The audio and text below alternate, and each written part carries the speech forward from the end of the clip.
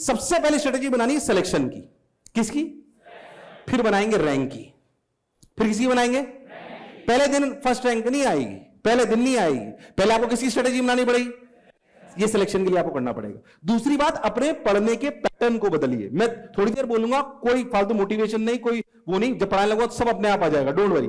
छोटी छोटी बात ध्यान रखो, हमारा पढ़ने का पैटर्न क्या है। जो अपन गलतियां करते हैं, हम अभी तक 12वीं तक देखते आए थे कि जो टीचर ने पढ़ाया वही एग्जाम में आया। क्या जेई में जो मैं पढ़ाऊंगा वो आएगा? जो सवाल में कराऊंगा वो?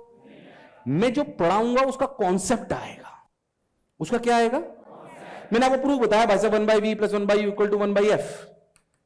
इसमें आपको बताना चाहिए v क्या है, u क्या है, f क्या है, कब ये फॉर्मूला लगता है, कैसे लगता है, कैसे किस कंडीशन में लगता है, क्या लगता है, तब उसका सवाल कोई नया निकल के आएगा। जो सवाल मैंने यहां कराया वो वहां पे। तो आपका जो अभी तक 12वीं में पढ़ने का पैटर्न था वो आपको छोड़ना पड़ेगा, आपको पड़ेगा। हम क्या हैं, आपको ये सिखाएंगे कि कैसे पढ़ना चाहिए, क्या कॉन्सेप्ट है, पर अप्लाई करने की प्रैक्टिस कहां से होगी? सवालों से। कहां से होगी?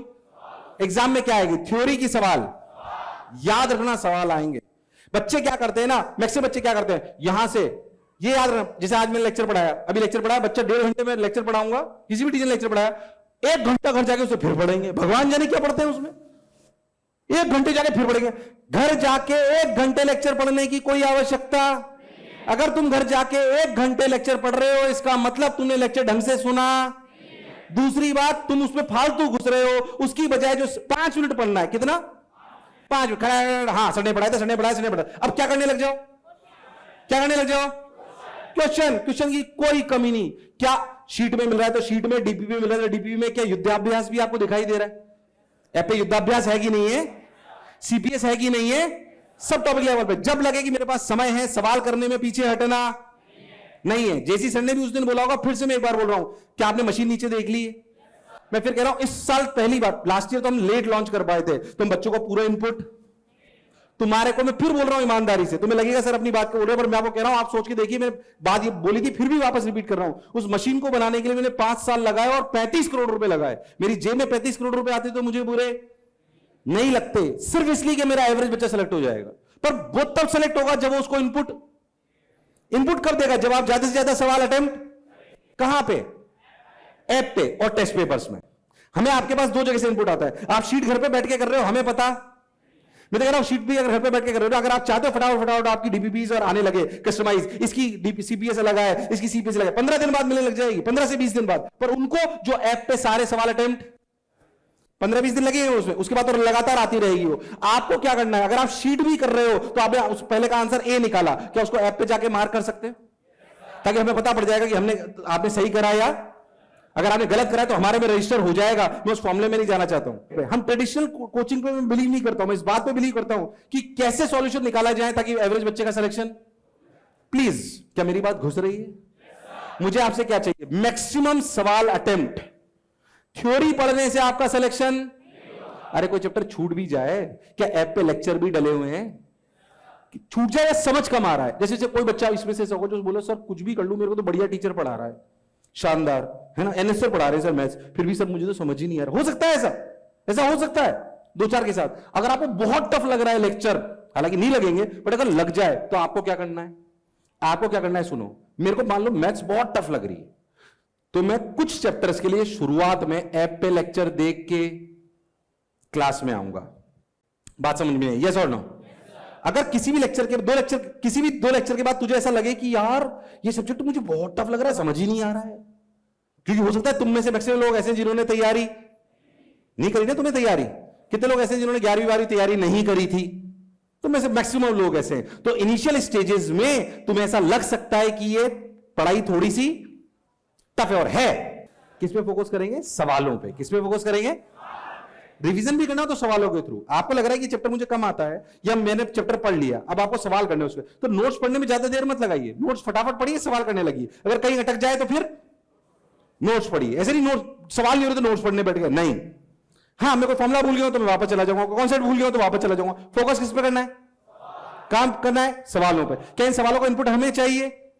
जब इनपुट दोगे तभी हम उस पर मशीन लर्निंग ये लगा पाएंगे। और आपके लिए बिल्कुल बेसिक सी बात बताता हूं, कैसे हम उसको कर रहे हैं मैं आपको बताता हूं। हमने फिजिक्स, केमिस्ट्री, मैथ्स को फटाफट बोल दूं, क्या समझ में आएगा? क्या कम भी समझ में आईआईटीएन बनने वाले समझ सकते हो। फिजिक्स केमिस्ट्री मैथ्स को हमने करीब करीब 900 सब टॉपिक में तोड़ा हुआ है। कितने में? हमने 7.5 लाख सवालों को क्यूरेट करा हुआ है। तुम 7.5 लाख सवाल नहीं कर पाओगे। एक एवरेज बच्चा जो सिलेक्ट होता है वो 20,000 सवाल कर पाता है। कितने? हमारे पास कितने सवाल है? तो सवालों की कोई कमी। हमने उनको easy medium tough subtopic level पे 900 सब टॉपिक में तोड़ा हुआ है। Integer type, multiple correct, single correct, ये करेक्ट, वो करेक्ट, आपका assertion reason, paragraph, match the column, सब तरह के सवाल आते कि नहीं आते? सब तरीके से हमने उनको तोड़ा हुआ है। अब हमें पता पड़ जाता है तुम्हारा क्या नाम है? आदित्य मौर्य। अब करते क्या, मैं आपको समझाता हूं। मैं ये इसलिए समझा रहा हूं ताकि मुझे ये समझ में आए कि तुम्हारा आईक्यू लेवल कितना है। समझ नहीं पाए तो मेरी बात। अब जो मैथ समझा रहा हूं मैं इसलिए समझा रहा हूं ताकि मुझे समझ में आए कि तुम्हारा आईक्यू लेवल, क्योंकि इतनी आसानी से नहीं बना है, इसलिए समझने का प्रयास करना है। तुम्हारी पढ़ाई नहीं पर दिमाग तेज करने की एक्सरसाइज है। क्योंकि आईआईटीएन बनोगे तो हमने भी तो आईआईटी करके ही बनाए हैं सब। अरे यस और नो? हमने क्या करा है मैं आपको समझाता हूं, है ना? समझ पाओगे? ट्राई करें, पढ़ाई की तरह ले इसको कि हमें बात समझ में आनी। थोड़ा टफ कॉन्सेप्ट समझा रहा हूं, है ना? और आप ही के काम का अगर समझ में आ गया तो कॉन्फिडेंस आएगा कि हम ऐसा क्यों कर रहे हैं। बोलो यस और नो? हमने फिजिक्स केमिस्ट्री मैथ्स को 7.5 लाख हमने 900 सब टॉपिक में तोड़ दिया। सब टॉपिक समझ लो, टॉपिक नहीं, कितने सब टॉपिक में तोड़ दिया। तोड़ने के बाद उनके अलग अलग सवाल बना लिए।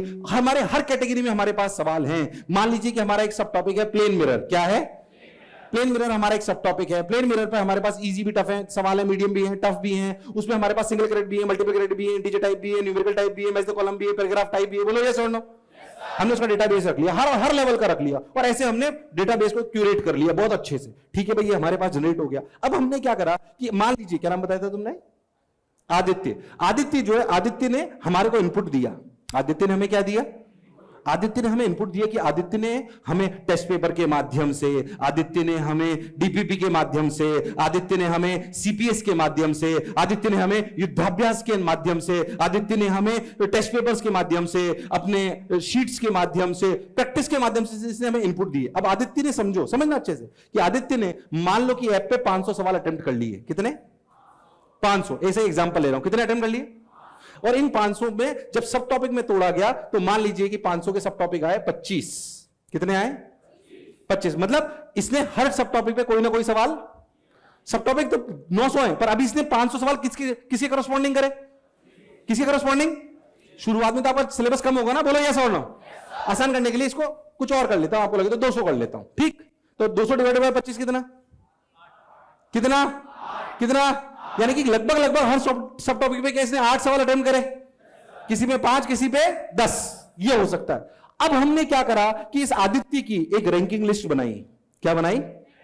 रैंकिंग लिस्ट बनाई। अच्छा, अब हम क्या करते हैं, उस रैंकिंग लिस्ट के भी बहुत सारे नंबर हैं। जैसे मान लीजिए, थोड़ा ज्यादा डिटेल हो जाएगा, तुम्हें ज्यादा नहीं समझ में आएगा, बट फिर भी मैं थोड़ा सा प्रयास करता हूं। कोई भी सवाल है, जैसे मान लीजिए आदित्य के पास एक सवाल आया प्लेन मिरर का। कौन सा आया? प्लेन मिरर का सवाल आया। ये प्लेन मिरर का सवाल आदित्य को, एक एक्स सवाल था जो हमने आदित्य को दिया। जब आदित्य को हमने एक्स वाला सवाल दिया, मेरी बातें पूरी ऊपर से जा रही हैं, घुस रही है क्या? क्योंकि इसमें बहुत डिटेल है, पूरी में नहीं जाऊंगा, डोंट वरी, बेसिक से समझाने का आपको प्रयास करूंगा। तो मान लीजिए प्लेन मिरर का सवाल, इसमें एक्स सवाल इसने करा। ये एक्स सवाल मान लीजिए दूसरे बच्चों ने 1000 बार अटेम्प्ट कर रखा था। कितनी बार?